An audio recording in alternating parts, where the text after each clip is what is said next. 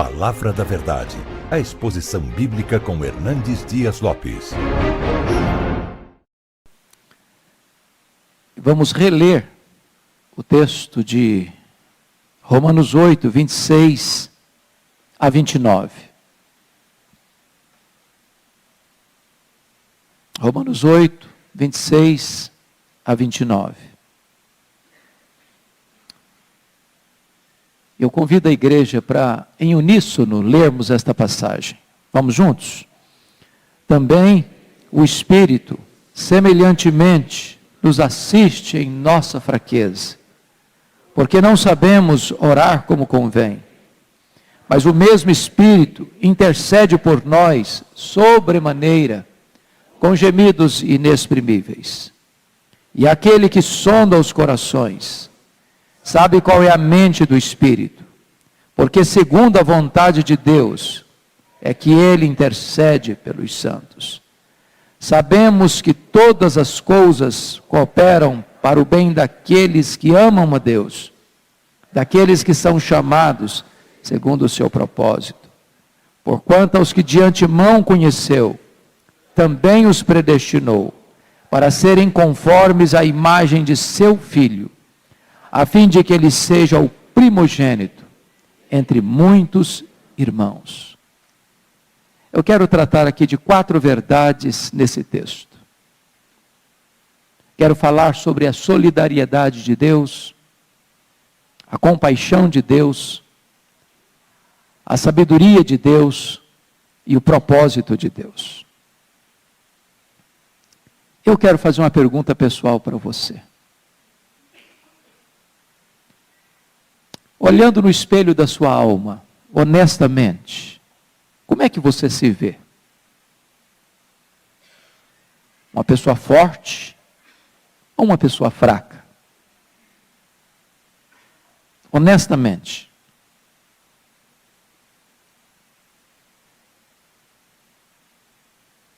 Se você pudesse olhar do ponto de vista físico, você se considera uma pessoa forte, invulnerável ou frágil? No aspecto emocional, você se considera um carvalho?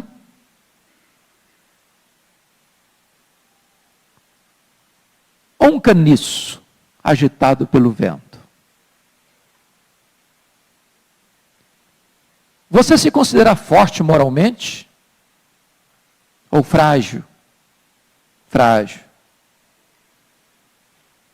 Como é que você se vê espiritualmente? Você se considera uma pessoa fraca?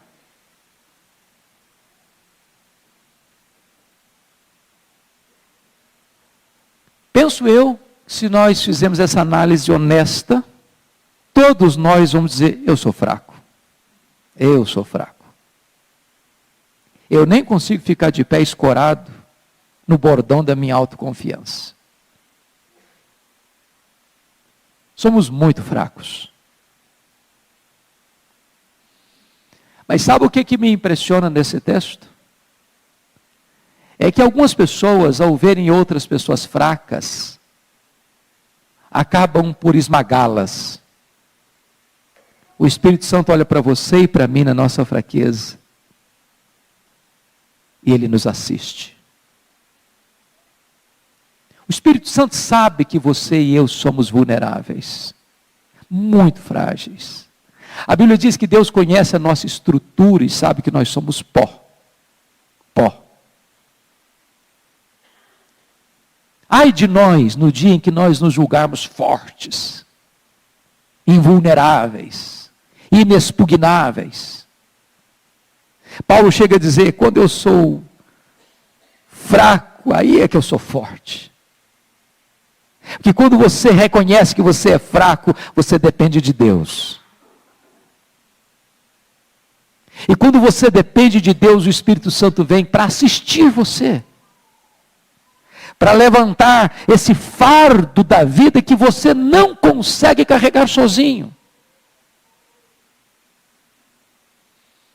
Mas o que é glorioso é que você pode perguntar assim, mas como assim eu sou fraco? Como se constata essa fraqueza minha? Onde eu posso diagnosticar essa fraqueza minha? No que consiste a minha fraqueza? E o apóstolo Paulo defende a ideia de que nós somos tão fracos que nós nem sabemos orar como convém. Um exercício espiritual tão importante, de comunhão com Deus, de fortalecimento espiritual, de renovo da nossa alma, nem isso nós conseguimos fazer direito.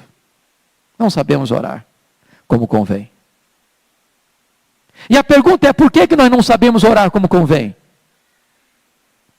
É porque você e eu nem sabemos o que é melhor para nós. Quantas vezes você já pediu para Deus algo, achando que você estava pedindo aquilo que era mais importante para a sua vida, e Deus não concedeu para você. Deus não atendeu o seu pedido. Deus disse um não para você. E naquele não de Deus estava a misericórdia dele, estava o cuidado dele, estava o livramento dele. Porque você pediu para Deus uma pedra, pensando que estava pedindo um pão. Deus nos assiste em nossa fraqueza.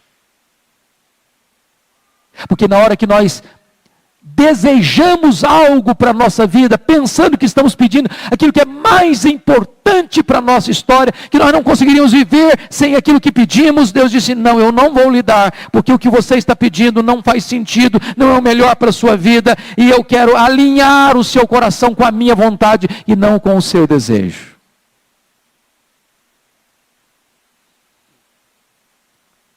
Quero dizer para você que Deus é solidário conosco, no sentido de que Ele não nos escorraça na nossa fraqueza, Ele nos assiste. Ele nos assiste. Segunda verdade que esse texto explora e que trabalha e que nos ajuda hoje, é sobre a compaixão de Deus. O verso 26 ainda prossegue e diz assim, mas o mesmo Espírito intercede por nós, sobremaneira com gemidos inexprimíveis. Se eu não sei orar como convém, aí vem a compaixão de Deus. Porque agora eu não sei orar, mas o Espírito Santo em mim ora. E é maravilhoso isso, porque você já tem na Trindade um intercessor legal, que é o advogado justo, Jesus Cristo. A Bíblia diz que o diabo é acusador dos nossos irmãos, e todas as vezes que o diabo acusa você diante do trono de Deus, o advogado o justo Jesus Cristo se levanta e diz, Pai, esse pecado de que ele ou ela estão sendo acusados diante do teu trono, eu já morri por esse pecado, eu já paguei por esse pecado, eu já paguei por essa transgressão, eu morri no lugar dele, ele não deve mais nada aqui, ele está aqui com a tua lei, ele está aqui com a tua justiça, não há mais condenação sobre ele. É por isso que a Bíblia pergunta assim, quem tentará acusação contra os eleitos de Deus? É Deus quem os justifica. Quem os condenará? É Cristo Jesus quem morreu, o anjo quem ressuscitou, o qual está à destra de Deus e também intercede por nós. Mas que bondade de Deus, que compaixão divina é esta, que agora estabelece que a terceira pessoa da Trindade vai interceder por nós, não junto ao Pai no tribunal do céu, ele vai interceder por nós, em nós, ao Deus que está sobre nós. Já pensou nisso? Que Deus habita em você? E que Ele habitando em você, intercede por você, ao Deus que está sobre você? Já imaginaram isso? Que o nosso corpo tão frágil é o lugar onde cantamos agora há pouco, a sala do trono, o santo dos santos. Sabia que o seu corpo é o santo dos santos? Onde a Shekinah de Deus se apresenta? Onde a glória de Deus se manifesta? Onde o Espírito Santo habita? A casa e a morada onde Deus tem prazer em habitar? E dentro desta casa, e dentro desta morada, dentro de você, o Espírito Santo que é Deus, intercede por você. De que maneira? De que forma? Em primeiro lugar, Ele intercede com muita intensidade. Ele intercede por você sobremaneira. Já percebeu que às vezes nós oramos, mas não oramos? Pastor Erivaldo tem ido à Coreia mais do que eu, fui lá uma vez só. Ele já foi algumas vezes. E eu gosto de ver o povo coreano orando, pelo menos lá, não sei se aqui eles oram do jeito não, mas eles oram com o corpo inteiro, como se tivesse uma luta. Às vezes a gente ora, mas a gente não põe a nossa mente, o nosso corpo, as nossas emoções, a nossa vontade na oração. Se a gente pudesse visualizar o Espírito Santo corporeamente, ele estaria orando assim com toda a sua força, com toda a sua energia, com toda a sua capacidade, com toda a sua veemência. Ele intercede por nós sobremaneira.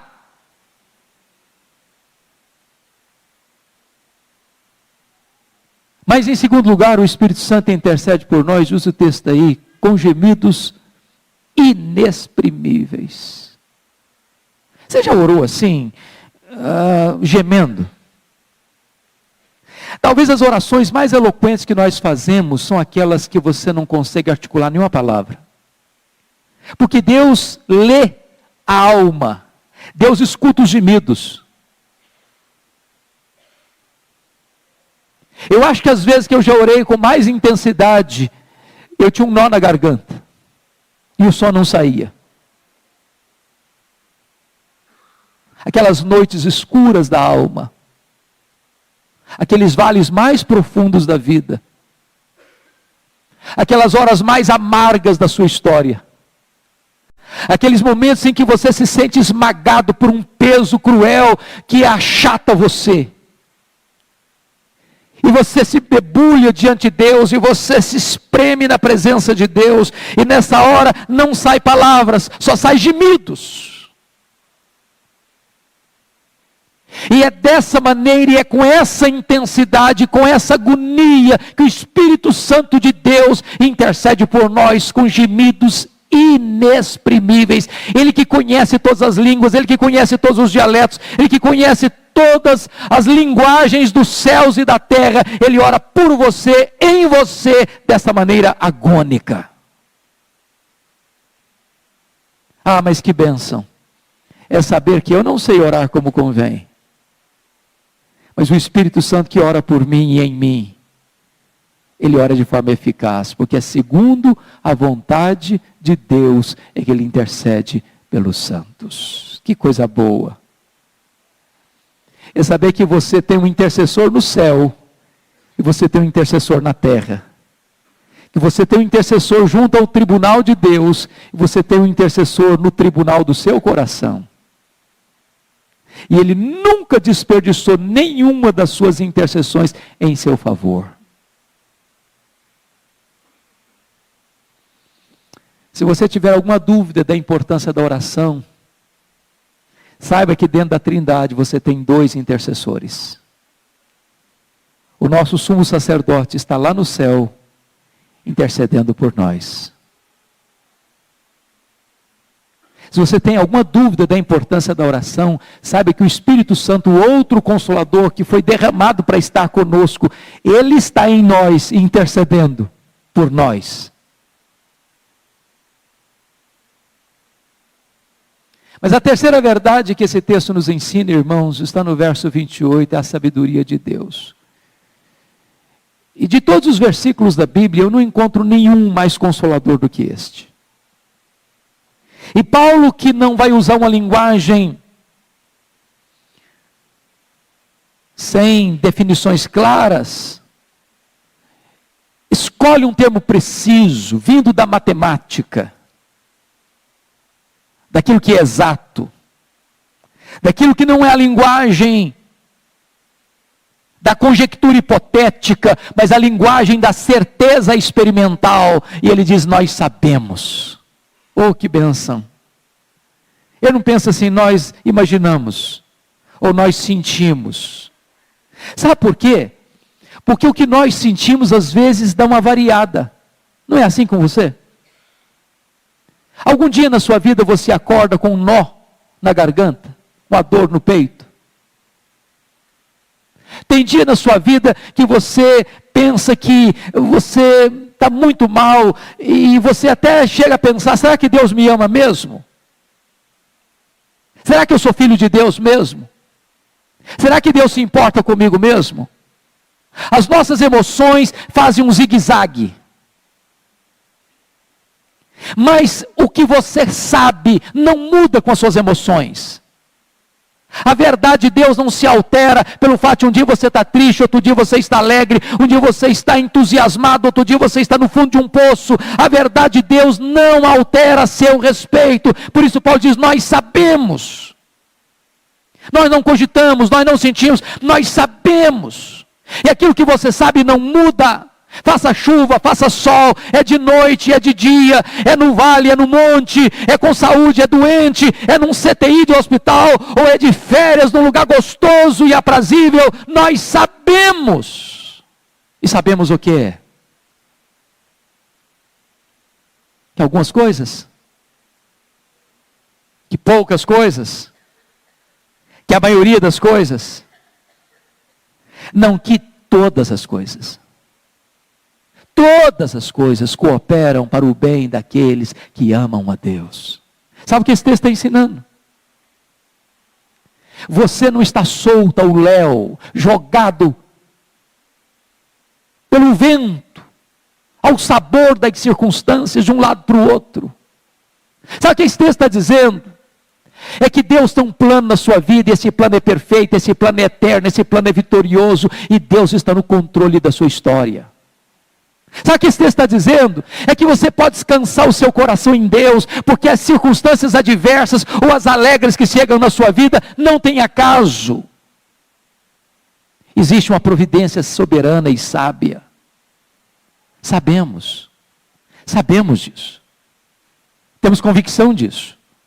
É claro que o apóstolo Paulo não está querendo dizer com isso que tudo que acontece com você e comigo são coisas boas. É claro que não.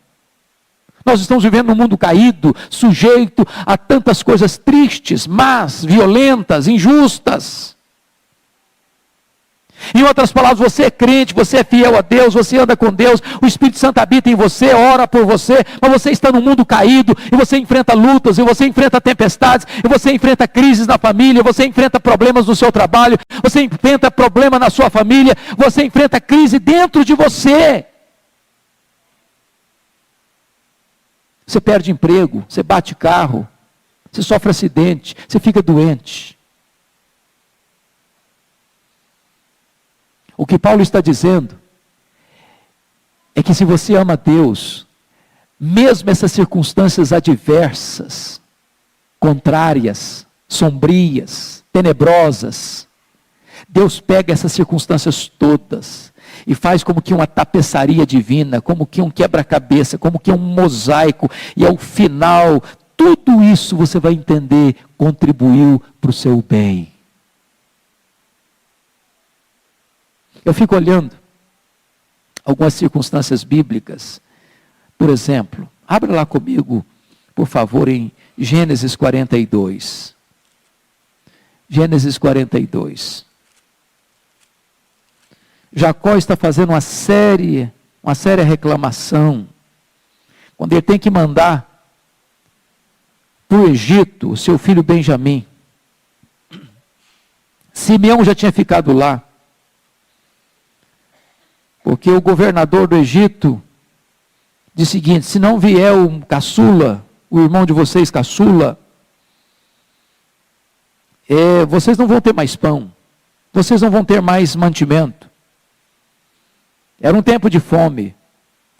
E quando acabou o alimento e tiveram que voltar para o Egito para comprar trigo, e o Benjamim precisou ir com eles, olha o que ele vai dizer. Então lhes disse Jacó, verso 36, então lhes disse Jacó seu pai: tens-me privado de filhos, José já não existe, Simeão não está aqui, is levar Benjamim, todas essas coisas me sobrevêm. Ele está olhando para esse cenário e lamentando, e murmurando, e reclamando da providência carrancuda. E ele nem sabia essas alturas que por trás de toda essa providência carrancuda havia uma face sorridente, havia um plano maravilhoso, havia uma providência gloriosa para que a família dele fosse exaltada, para que o filho dele, que pensava ele estava morto, fosse o governador do Egito, para ser o salvador do mundo, numa linguagem bíblica. Talvez aquilo que hoje você lamenta como a maior dor da sua alma, como o maior problema da sua família, amanhã isso vai ser a grande alegria da sua alma e o motivo do seu maior louvor a Deus. Sabemos que todas as coisas cooperam para o bem daqueles que amam a Deus.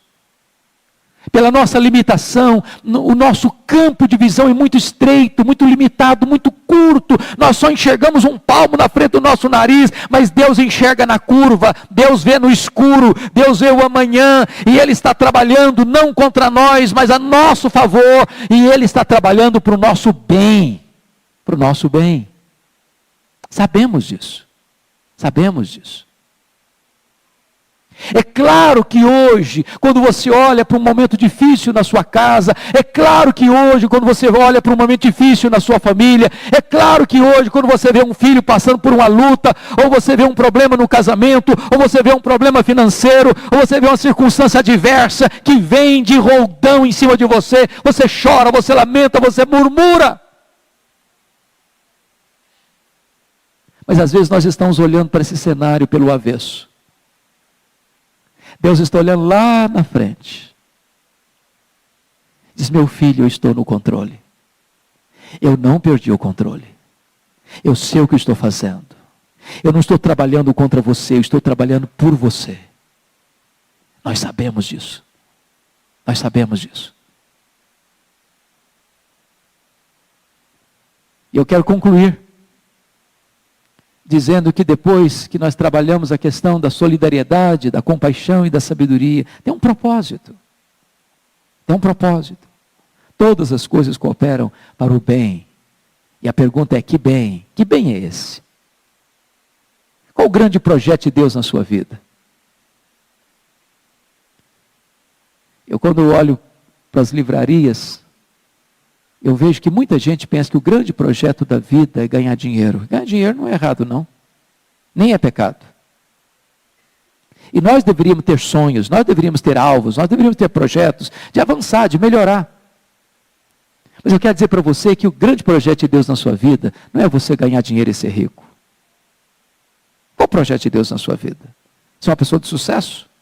Não tem nada de errado em ser uma pessoa de sucesso. Se Deus conduzir você para isso, nenhum problema. Se você honrar a Deus nessa posição, nenhum problema. Mas eu quero dizer para você que o grande projeto de Deus na sua vida não é fazer de você uma pessoa de sucesso. O versículo 29 estabelece o propósito. Aliás, Deus já predestinou você para isso. E a predestinação de Deus não foi um plano B, porque o plano A fracassou.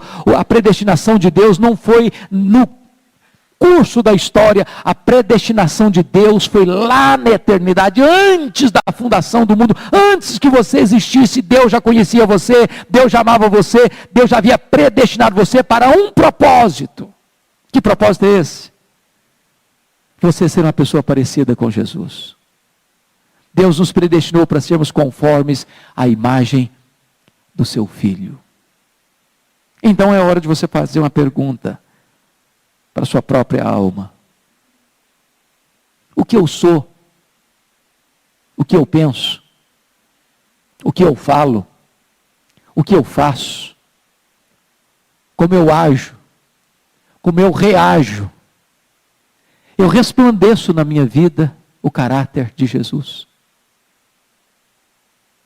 Será que as pessoas podem ver Jesus em mim? Será que Jesus está sendo formado em mim?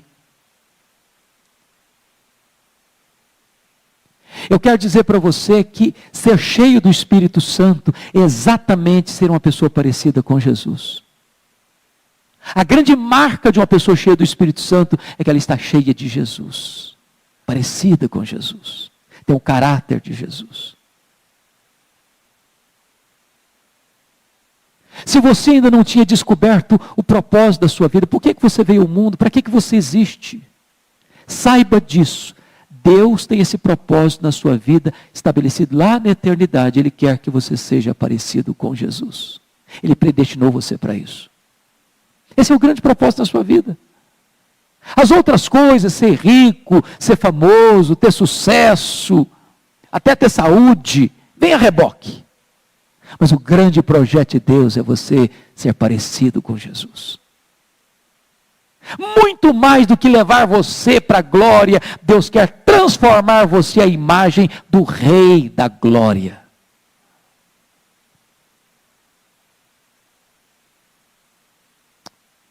Vamos orar juntos sobre isso? Curva sua fronte.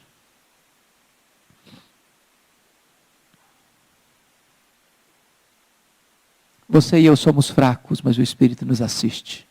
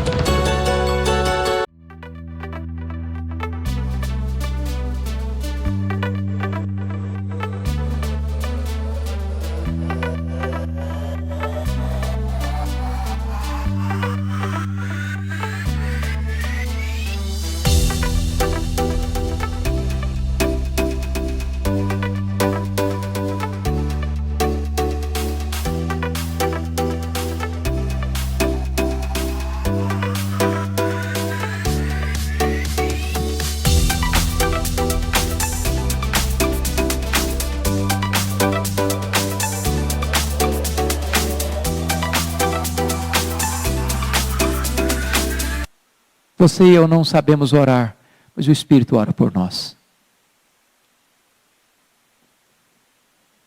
Você e eu tantas vezes não sabemos fazer escolhas boas, mas sabemos que todas as coisas cooperam para o nosso bem. Você e eu temos projetos de vida, mas o projeto de Deus é que você seja parecido com Jesus. E é o Espírito Santo quem nos capacita a isso. Ó Deus bendito, Deus de toda graça, aqui está o teu povo. Povo amado, povo escolhido, povo separado, povo selado, povo habitado pelo teu Espírito. Povo cujo nome está escrito no livro da vida. Povo que foi chamado para ser enviado como luz das nações, como sal da terra, como luz do mundo. Deus, aqui está o teu povo, com suas lutas, com as suas lágrimas, com as suas dores, com seus gemidos. Só tu conheces, Deus, o estado de cada ovelha que está aqui dentro hoje. Só tu tens o poder de sondar os corações. Só tu sabes, meu Deus, a necessidade particular e profunda de cada pessoa que entrou aqui hoje. Então tu que és o Senhor absoluto dos céus e da terra, tu que és o dono da nossa alma, da nossa vida, aplica, ó Deus, este óleo terapêutico do Espírito Santo em cada coração. Aqueles que estão lutando com a enfermidade, põe a tua mão de cura, ó Deus. Aqueles que estão passando por angústias dentro de casa, dentro da família, ó Deus, ordena a tua bênção de restauração nesta manhã. Aqueles que estão passando uma crise conjugal, põe a tua mão, Deus, e restaura o casamento.